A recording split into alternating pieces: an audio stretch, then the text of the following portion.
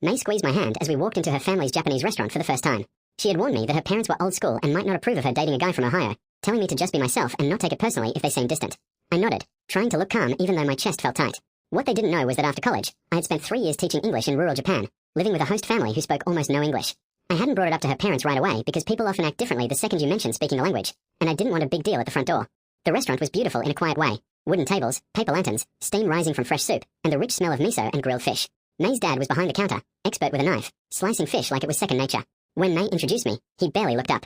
Her mother gave a polite but stiff bow, welcoming me in careful English before asking us to take a seat. As we sat down, I heard her uncle in the kitchen talking fast in Japanese, joking that I was just another clueless American who thought sushi came from a gas station. I kept my face completely neutral and simply smiled at May. Then, the test began. They poured me tea and watched my hands like they were waiting for me to mess up, speaking Japanese freely around me as if I were invisible.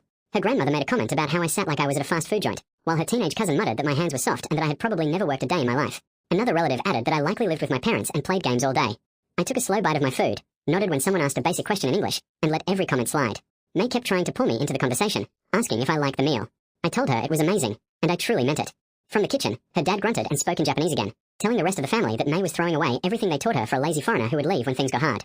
Her mother agreed sadly, saying American boys didn't understand commitment or family honor, while her aunt chimed in that I probably couldn't even say her name right. May didn't catch any of the harsh remarks. She just kept smiling and translating small, pleasant pieces of dinner talk. My fork felt heavy, but I stayed quiet, telling myself to let them reveal who they were first. Halfway through the meal, her uncle leaned out of the kitchen, looked right at me, and asked in English what I did for a living.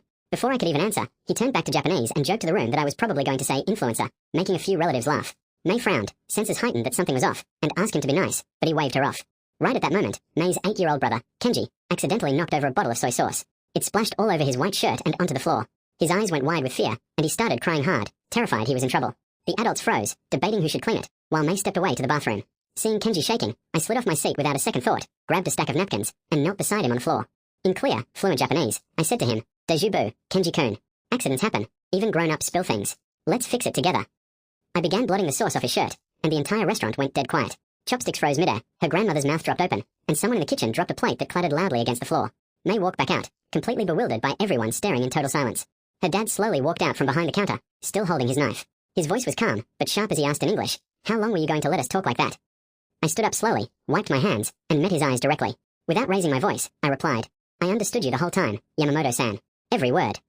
I then added the sentence I had been holding back all evening. "I was hoping you'd judge me by what I do, not by where I'm from. But I won't sit here while you call your daughter foolish for caring about someone." Silence hung heavy in the room. May turned red as she finally pieced together what her family had been saying all dinner. Her mother covered her face in embarrassment, her uncle stared at his shoes, and her dad's jaw worked silently as he processed what just happened.